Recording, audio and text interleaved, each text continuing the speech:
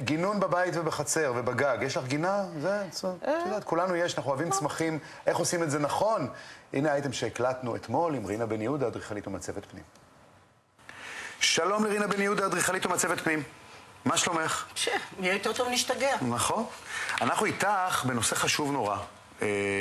בטח לאנשים שיש להם גינות, גג, מרפסת, כל מקום שאפשר להכניס בו צמחייה. אני רוצה לשאול אותך קודם כל, טבעי או מפלסטיק? למה כן ולמה לא? קודם כל, עדיף טבעי. זה תמיד נכון. נכון. צמחייה היא גם גורמת לאיכות חיים יותר טובה, מעריכה את החיים, ובעיקרון עושה כיף. עושה כיף, יש לך גם...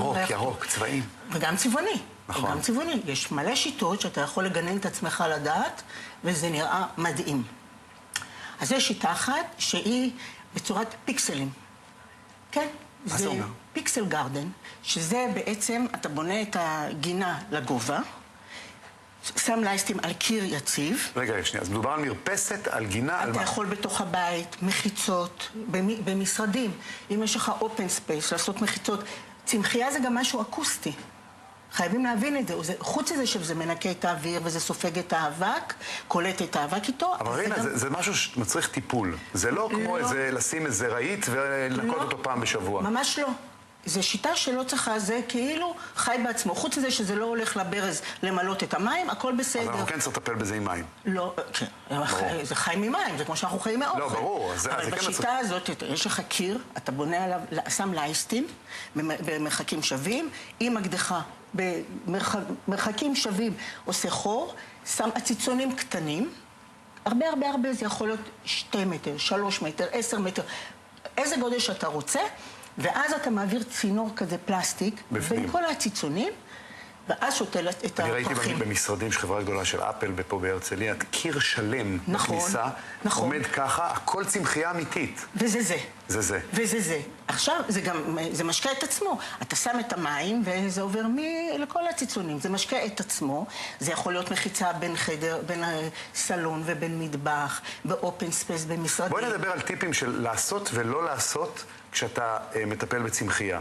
אנחנו גרים למשל בקומה גבוהה, יש שם רוח, יש שם שמש, כל הציץ שאני שם או עף לי ברוח, אבל אני רוצה שיהיה ירוק, אז מה אני עושה? אז יש כל מיני סוגים של הציצים. אז בואי נדבר כרגע על קומות גבוהות או קומות שחשופות לרוח. אז יש לך שיטה שנקראת, יש איזה מה שנקרא קדפל, שזה משהו שהוא ידוע באירופה, הוא מאוד מאוד ידוע, שבעצם זה צמחייה לכל החיים.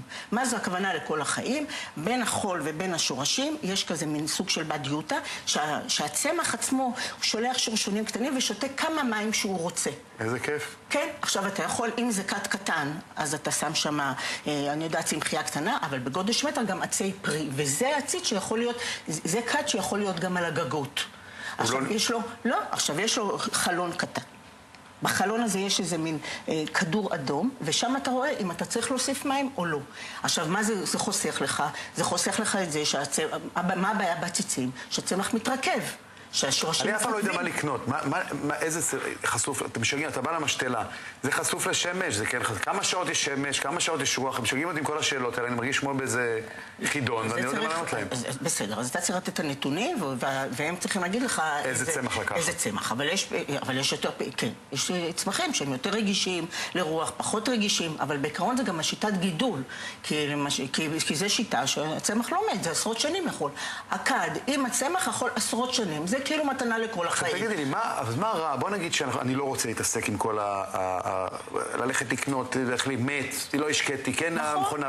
אני רוצה ללכת על אלה שנראים ממש אמיתיים. חיים תותים, אז בוא נגיד לך מה עושים. הולכים, יש גינונים, שזה כאילו, זה שיטה שבעצם יש מעצב גינות, הוא מעצב לך את הגינה לפי הרצון שלך.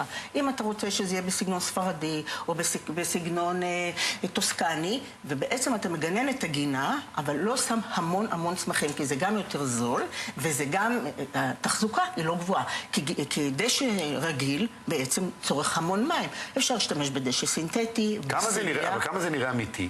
זה ממש מאוד נראה אמיתי.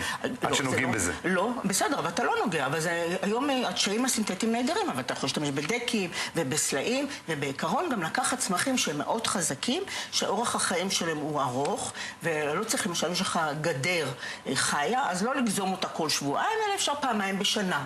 וצמחים שהם חזקים, וזה, ואותו דבר אתה יכול גם למעלה על הגג. כל הצמחיות הם... אלה כן, כי אין להם בעיה, זה לא... לא, הן מתאימות להכל, הן מתאימות לגג. תני לי טיפ אחד מרכזי, שאני רוצה לשים צמחייה בגינה שלי. מה הכי חשוב לי, מה הדבר הכי חשוב לזכור כשאני מתחיל, כשאני רוצה לשים צמחייה? שאתה רוצה בכלל, באופן כללי, קודם כל אתה יכול גם לשים, גם בתוך הבית, גם מחוץ לבית, גם על הגג. כשאתה מתחיל לבנות את הבית או קונה את הבית, לקחת בחשבון שמגיעה הגינה וצמחייה. לשים סכום כסף שיהיה לך בצד, שתוכל לגמור את הבית וגם את הגינה.